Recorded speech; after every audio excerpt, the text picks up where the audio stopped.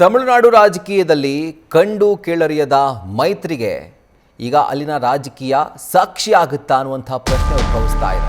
ಯಾಕಂದ್ರೆ ಬದ್ಧ ವೈರಿಗಳು ಎಣ್ಣೆ ಸೀಗೆಕಾಯಿ ಅಂತ ಯಾವ ರೀತಿಯಾಗಿ ಬಿಂಬಿತವಾಗಿದ್ವೋ ಡಿಎಂಕೆ ಎಐಎಡಿಎಂಕೆ ಈಗ ಎರಡೂ ಪಕ್ಷಗಳು ಮೈತ್ರಿ ಮಾಡಿಕೊಳ್ತಿದ್ದಾವೆ ಅನ್ನೋದರ ಬಗ್ಗೆ ಜೋರು ಚರ್ಚೆ ಆಗ್ತಾ ಇದೆ.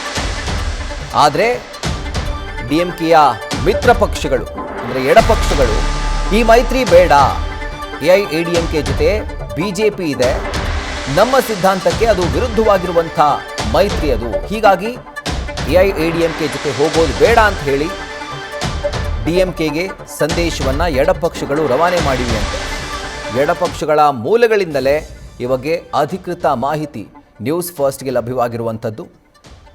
ಎಐಎಡಿಎಂಕೆ ಹಾಗೂ ಡಿಎಂಕೆ ಮೈತ್ರಿ ಆಗುತ್ತಾ ಅನ್ನುವಂಥ ಒಂದು ಪ್ರಶ್ನೆ ಈಗ ಕೇವಲ ತಮಿಳುನಾಡಿಗಷ್ಟೇ ಸೀಮಿತವಾಗಿಲ್ಲ, ರಾಷ್ಟ್ರ ರಾಜಕೀಯಕ್ಕೂ ಕೂಡ ಈ ಪ್ರಶ್ನೆ ವ್ಯಾಪಿಸಿದೆ. ಯಾಕಂದರೆ ನೋಡ್ಕೊಂಡು ಬಂದಿದ್ದೀವಿ ದಶಕಗಳಿಂದ ಯಾವ ರೀತಿಯಾಗಿ ಜಿದ್ದಿನ ರಾಜಕೀಯವನ್ನು ಎರಡೂ ಪಕ್ಷಗಳು ನಡೆಸಿದ್ದಾವೆ ಅಂತ. 1972ರಿಂದ ಇಲ್ಲಿಯವರೆಗೂ ಟಿಲ್ ಟುಡೇ ಒಬ್ರನ್ನ ಕಂಡ್ರೆ ಒಬ್ರಿಗಾಗಲ್ಲ. ಯಾವ ರೀತಿಯಾಗಿ ಒಂದು ಘನಘೋರ ಘಟನೆಗಳು ವಿಧಾನಸಭೆಯ ಒಳಗಡೆ ಆಗಿದ್ವು ಅವನ್ನೂ ಕೂಡ ತಮಿಳುನಾಡಿನ ರಾಜ್ಯದ ಜನತೆ ನೋಡಿದ್ದಾರೆ. ಡಿಎಂಕೆಯಿಂದ ಸ್ಪ್ಲಿಟ್ ಆಗಿ ಎಐಎಡಿಎಂಕೆ ಆಯಿತು. ಆದರೆ ಈಗ ಮತ್ತೊಮ್ಮೆ ಈ ಮೈತ್ರಿಯ ಮುಖೇನ ಎಐಎಡಿಎಂಕೆಯ ಘರ್ ವಾಪಸಿ ಆಗುತ್ತಾ ಅನ್ನುವಂಥ ಪ್ರಶ್ನೆ ಉದ್ಭವಿಸ್ತಾ ಇದೆ. ಇದೆಲ್ಲವೂ ನಡೀತಾ ಇರೋದು ಕೇವಲ ಒಬ್ಬ ವ್ಯಕ್ತಿಗಾಗಿ, ಒಬ್ಬ ವ್ಯಕ್ತಿಯನ್ನು ಅಧಿಕಾರದಿಂದ ದೂರ ಇಡುವಂಥ ಸಲುವಾಗಿ. ನಟ ವಿಜಯ್ ಅವರ ಪಕ್ಷ ಅತಿ ದೊಡ್ಡ ಪಕ್ಷ ಚುನಾವಣೆಯಲ್ಲಿ ಗೆದ್ದಿರುವಂಥ ಸೀಟ್ಗಳ ಪೈಕಿ. ಸೊ ಹೀಗಾಗಿ ಆ ಪಕ್ಷವನ್ನೇ ದೂರ ಇಟ್ಟು ನಾವಿಬ್ಬರೇ ಮೈತ್ರಿ ಮಾಡಿಕೊಳ್ಳೋಣ ಅನ್ನುವಂಥ ಯೋಚನೆಯಲ್ಲಿ ಡಿಎಂಕೆ ಹಾಗೂ ಎಐಎಡಿಎಂಕೆ ನಾಯಕರು ಇದ್ದಂತೆ ಕಾಣಿಸ್ತಾ ಇದೆ. ಇನ್ಫ್ಯಾಕ್ಟ್ 2 ದಿನಗಳ ಹಿಂದೆ ಈ ಸುದ್ದಿ ಬಂದಂತಹ ಸಂದರ್ಭದಲ್ಲಿ ಇದು ಸಾಧ್ಯನಾ ಅನ್ನುವಂಥ ಪ್ರಶ್ನೆ ಇತ್ತು. ನಿನ್ನೆ ಹಾಗೂ ಇವತ್ತು ಯಾವೆಲ್ಲ ಡೆವಲಪ್ಮೆಂಟ್ಗಳಾಗಿದ್ದಾವೋ, ರಾಜಕೀಯ ಬೆಳವಣಿಗೆಗಳಾಗಿದ್ದಾವೋ ಇದಕ್ಕೆ ಪುಷ್ಟಿ ನೀಡೋ ಥರನೇ ಆಗಿರುವಂಥದ್ದು.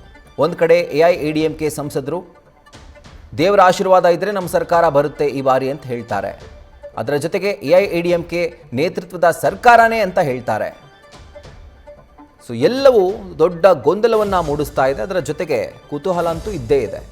ಇದರ ಕುರಿತಾಗಿ ಡೀಟೇಲ್ಸನ್ನು ಕೊಡ್ತಾ ಹೋಗ್ತಾರೆ ನಮ್ಮ ಸ್ಪೆಷಲ್ ಕರೆಸ್ಪಾಂಡೆಂಟ್ ಚಂದ್ರಮೋಹನ್. ಈಗ ಲೈವ್ನಲ್ಲಿ ಜಾಯಿನ್ ಆಗ್ತಿದ್ದಾರೆ. ಚಂದ್ರಮೋಹನ್, ಅಕಸ್ಮಾತ್ ಡಿಎಂಕೆ ಎಐಎಡಿಎಂಕೆ ಮೈತ್ರಿ ಆಯಿತು ಅಂತ ಇಟ್ಕೊಳ್ಳಿ, ಆಗ ಇಡೀ ದೇಶವೇ ನಿರೀಕ್ಷೆಯೂ ಮಾಡದೇ ಇರುವಂಥ ಬೆಳವಣಿಗೆ ತಮಿಳುನಾಡಿನಲ್ಲಿ ಆದಂತೆ ಆಗುತ್ತೆ. ಬಟ್ ಸೈದ್ಧಾಂತಿಕವಾಗಿ ಎರಡೂ ಪಕ್ಷಗಳು ಟ್ಯಾಲಿ ಆಗುವಂಥದ್ದು, ಹೊಂದಾಣಿಕೆ ಮಾಡಿಕೊಳ್ಳುವಂಥದ್ದು ಎಷ್ಟರ ಮಟ್ಟಿಗೆ ಸಾಧ್ಯ ಅಂತ?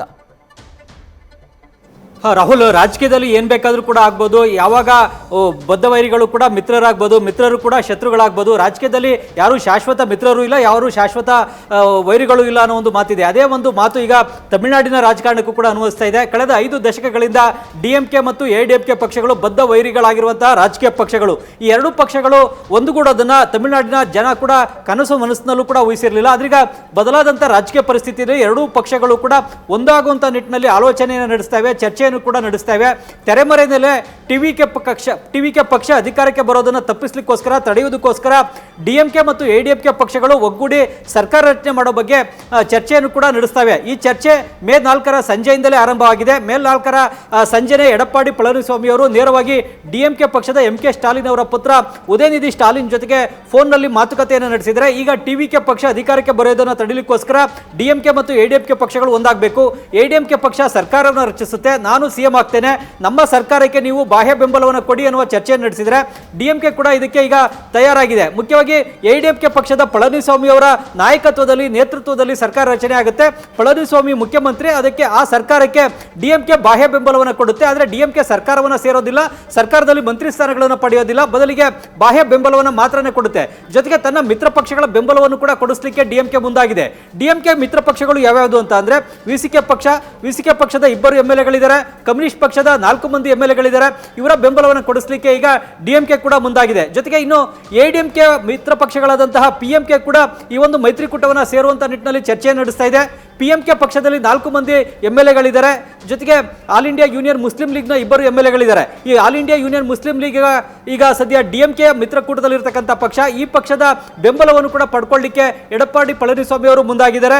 ಜೊತೆಗೆ ಇನ್ನು ವಿಜಯಕಾಂತ್ ಅವರ ಪಕ್ಷದ ಓರ್ವ MLA ಇದ್ದಾರೆ, ಅವರ ಬೆಂಬಲವನ್ನು ಕೂಡ ಪಡ್ಕೊಳ್ಳಿಕ್ಕೆ ಮುಂದಾಗಿದ್ದಾರೆ. ಹೀಗೆ ಈ ಎಲ್ಲ ಸಣ್ಣ ಪುಟ್ಟ ಪಕ್ಷಗಳ ಬೆಂಬಲವನ್ನು ಪಡ್ಕೊಂಡ್ರೆ ADMK ಮತ್ತು DMKಯ ಮೈತ್ರಿಕೂಟಕ್ಕೆ 119 ಮಂದಿ MLAಗಳ ಬೆಂಬಲ ಸಿಕ್ಕಂತಾಗುತ್ತೆ. ಹೀಗಾಗಿ ನಾವೇ ಹೊಸ ಸರ್ಕಾರವನ್ನು ರಚನೆ ಮಾಡಬೇಕು, ಈ ಮೂಲಕವಾಗಿ TVK ಪಕ್ಷದ ವಿಜಯ್ ಅಧಿಕಾರಕ್ಕೆ ಬರೋದನ್ನ ತಪ್ಪಿಸಬೇಕು ಅಂತೇಳಿ ಈಗ ಬದ್ಧವೈರಿ ರಾಜಕೀಯ ಪಕ್ಷಗಳಾದಂಥ ADMK ಮತ್ತು DMK ಪಕ್ಷಗಳು ಮುಂದಾಗಿವೆ. ಮುಖ್ಯವಾಗಿ ರಾಜಕಾರಣದಲ್ಲಿ ಯಾರು ಶಾಶ್ವತ ಶತ್ರುಗಳಲ್ಲ, ಯಾರು ಶಾಶ್ವತ ಮಿತ್ರರಲ್ಲ ಅನ್ನೋದನ್ನ ಈಗ DMK ಮತ್ತು ADMK ಎರಡೂ ಪಕ್ಷಗಳ ನಾಯಕರುಗಳು ಕೂಡ ಸಾಬೀತುಪಡಿಸಲಿಕ್ಕೆ ಮುಂದಾಗಿದ್ದಾರೆ. ಆದ್ರೀಗ ಇವತ್ತು ಎಡಪ್ಪಾಡಿ ಪಳನಿಸ್ವಾಮಿ ಅವರು ಕೂಡ ರಾಜ್ಯಪಾಲ ರಾಜೇಂದ್ರ ವಿಶ್ವನಾಥ್ ಅರ್ಲೇಕರ್ ಅವರ ಭೇಟಿಗೆ ಸಮಯಾವಕಾಶವನ್ನು ಕೇಳಿದ್ದಾರೆ. ರಾಜ್ಯಪಾಲರು ಭೇಟಿಗೆ ಸಮಯಾವಕಾಶವನ್ನು ಕೊಟ್ಟರೆ ರಾಜ್ಯಪಾಲರ ಮುಂದೆ ತಮ್ಮ ಸರ್ಕಾರ ರಚನೆಯ ಒಂದು ಬೇಡಿಕೆಯನ್ನ ಮತ್ತು ಹಕ್ಕನ್ನು ಕೂಡ ಮಂಡಿಸಬಹುದು ಮತ್ತು ತಮಗಿರ್ತಕ್ಕಂಥ ಶಾಸಕರ ಬೆಂಬಲದ ಬಗ್ಗೆಯೂ ಕೂಡ ರಾಜ್ಯಪಾಲರಿಗೆ ವಿವರಿಸಬಹುದು. ಅದಾದ ಬಳಿಕ ರಾಜ್ಯಪಾಲರು ನಿರ್ಧಾರವನ್ನು ತೆಗೆದುಕೊಳ್ಬೇಕಾಗುತ್ತೆ. ಈಗ ಸದ್ಯಕ್ಕೆ ರಾಜ್ಯಪಾಲರು TVK ಪಕ್ಷದ ವಿಜಯ್ ಅವರಿಗೆ ನೀವು 118 ಮಂದಿ MLAಗಳ ಬೆಂಬಲ ಇರುವಂತಹ ಪತ್ರವನ್ನು ಕೊಡಿ, ನಿಮ್ಮನ್ನು ಬಿಟ್ಟು ಬೇರೆಯವರಿಗೆ ಸರ್ಕಾರ ರಚನೆಗೆ ನಾನು ಆಹ್ವಾನ ಕೊಡೋದಿಲ್ಲ, ಅವ್ರನ್ನ ಕರೆಯೋದಿಲ್ಲ ಮತ್ತು ಯಾವುದೇ ಅವಕಾಶವನ್ನು ಕೂಡ ಕೊಡೋದಿಲ್ಲ ಅಂತ ಹೇಳಿದ್ದಾರೆ. ಆದ್ರೀಗ ಎಡಪ್ಪಾಡಿ ಪಳನಿಸ್ವಾಮಿ ಏನಾದರೂ ಕೂಡ ರಾಜ್ಯಪಾಲರನ್ನ ಭೇಟಿಯಾಗಿ ತಮಗೇನೆ 119 ಮಂದಿ MLAಗಳ ಬೆಂಬಲ ಇದೆ ಅಂತೇಳಿ ವಿವರಿಸಿದ್ರೆ ಆಗ ರಾಜ್ಯಪಾಲರು ಯಾವ ತೀರ್ಮಾನ ಕೈಗೊಳ್ತಾರೆ ಅನ್ನೋದನ್ನು ನೋಡಬೇಕಾಗುತ್ತೆ. ಈಗಾಗಲೇ TVK ಪಕ್ಷದ ವಿಜಯ್ ಕೂಡ 2 ಬಾರಿ ರಾಜ್ಯಪಾಲರನ್ನ ಭೇಟಿಯಾಗಿ 2 ಬಾರಿ ಸರ್ಕಾರ ರಚನೆಗೆ ಹಕ್ಕನ್ನು ಮಂಡಿಸಿದ್ದಾರೆ. ತಮಗೀಗ 112 ಮಂದಿ MLAಗಳ ಬೆಂಬಲ ಇದೆ, ವಿಧಾನಸಭೆಯಲ್ಲಿ ನಾನು 118 ಮಂದಿ MLAಗಳ ಬಹುಮತವನ್ನು ಸಾಬೀತುಪಡಿಸ್ತೇನೆ ಅಂತ ಹೇಳಿದ್ದಾರೆ. ಆದರೆ ರಾಜ್ಯಪಾಲರನ್ನ ಮನವೊಲಿಸಲಿಕ್ಕೆ ಸಾಧ್ಯವಾಗಿಲ್ಲ, ರಾಜ್ಯಪಾಲರು ಕನ್ವಿನ್ಸ್ ಆಗಿಲ್ಲ. ನನಗೆ ರಾಜಭವನದಲ್ಲಿ 118 ಮಂದಿ MLAಗಳ ಬೆಂಬಲ ಇರೋ ಪತ್ರ ಮಾತ್ರ ಬೇಕು, ಬಹುಮತವನ್ನ ವಿಧಾನಸಭೆಯಲ್ಲೇ ಸಾಬೀತುಪಡಿಸಲಿ, ಅದಕ್ಕೆ ನನಗೆ ಯಾವುದೇ ಅಡ್ಡಿ ಇಲ್ಲ, ಏನು ತೊಂದರೆ ಇಲ್ಲ. ಆದರೆ 118 ಮಂದಿ MLAಗಳ ಬೆಂಬಲ ಇದೆ ಅನ್ನುವ ಪತ್ರವನ್ನು ಮಾತ್ರ ಕೊಡಲಿ ನನಗೆ ಅಂತೇಳಿ ರಾಜ್ಯಪಾಲರು ಕೂಡ ಕೇಳ್ತಾ ಇದ್ದಾರೆ. ನಾನು ಪ್ರಜಾಪ್ರಭುತ್ವವನ್ನು ರಕ್ಷಣೆ ಮಾಡಲಿಕ್ಕೆ ಪ್ರಯತ್ನವನ್ನು ಮಾಡ್ತಾ ಇದ್ದೇನೆ, ಪ್ರಜಾಪ್ರಭುತ್ವವನ್ನು ಪ್ರಮೋಟ್ ಮಾಡಲಿಕ್ಕೆ ಪ್ರಯತ್ನ ಮಾಡ್ತಾ ಇದ್ದೇನೆ, ಯಾರು ಅಧಿಕಾರಕ್ಕೆ ಬರೋದನ್ನು ತಡೀಲಿಕ್ಕೆ ನಾನು ಪ್ರಯತ್ನ ಮಾಡ್ತಾ ಇಲ್ಲ ಅಂತೇಳಿ ರಾಜ್ಯಪಾಲ ರಾಜೇಂದ್ರ ವಿಶ್ವನಾಥ್ ಅರ್ಲೇಕರ್ ಅವರು ಕೂಡ ಹೇಳಿದ್ದಾರೆ. ಹೀಗಾಗಿ ತಮಿಳುನಾಡಿನ ರಾಜಕಾರಣ ಈಗ ಭಾರಿ ಕುತೂಹಲಕ್ಕೆ ಕಾರಣ ಆಗಿದೆ ಮತ್ತು ದಿನಕ್ಕೊಂದು ತಿರುವನ್ನು ಕೂಡ ಪಡ್ಕೊಳ್ತಾ ಇದೆ. ಈಗ ತೆರೆಮರೆಯಲ್ಲಿ ನಡೀತಾ ಇದ್ದಂಥ ಮಾತುಕತೆಗಳು ಇನ್ನೂ ಕೂಡ ತೆರೆಮರೆಯಲ್ಲೇ ಮುಂದುವರೆದಿವೆ. ADMK ಕೆಲ MLAಗಳು ಈಗಲೂ ಪುದುಚೇರಿಯ ರೆಸಾರ್ಟ್ನಲ್ಲೇ ಇದ್ದಾರೆ. ನಿನ್ನೆ ನಡೆದಂತಹ DMK ಶಾಸಕಾಂಗ ಪಕ್ಷದ ಸಭೆಯಲ್ಲೇ MK ಸ್ಟಾಲಿನ್ ಅವರು ಕೂಡ ತಮ್ಮ ಪಕ್ಷದ ನಾಯಕರುಗಳಿಗೆ ADMK ಸರ್ಕಾರ ರಚನೆ ಮಾಡಲಿಕ್ಕೆ ನಮ್ಮ ಬೆಂಬಲವನ್ನು ಕೇಳಿದೆ, ಈ ನಿಟ್ಟಿನಲ್ಲಿ ನಾನು ತೀರ್ಮಾನವನ್ನು ತೆಗೆದುಕೊಳ್ಬೇಕು, ಹಾಗಾಗಿ ಪಕ್ಷದ ಎಲ್ಲ MLAಗಳು ಕೂಡ ಪಕ್ಷದ ಹೈಕಮಾಂಡ್ ತೆಗೆದುಕೊಳ್ಳುವ ತೀರ್ಮಾನಕ್ಕೆ ಬದ್ಧವಾಗಿರಬೇಕು ಅನ್ನೋ ಒಂದು ಮಾತನ್ನು ಕೂಡ ಹೇಳಿದ್ದಾರೆ. ಇದಕ್ಕೆ DMK MLAಗಳು ಕೂಡ ಪಕ್ಷದ ಹಿತದೃಷ್ಟಿಯಿಂದ, ತಮಿಳುನಾಡಿನ ಹಿತದೃಷ್ಟಿಯಿಂದ ಸೂಕ್ತ ತೀರ್ಮಾನವನ್ನು ಕೈಗೊಳ್ಳುವಂತ ಅಧಿಕಾರವನ್ನು MK ಸ್ಟಾಲಿನ್ ಅವರಿಗೆ ಕೊಟ್ಟಿದೆ.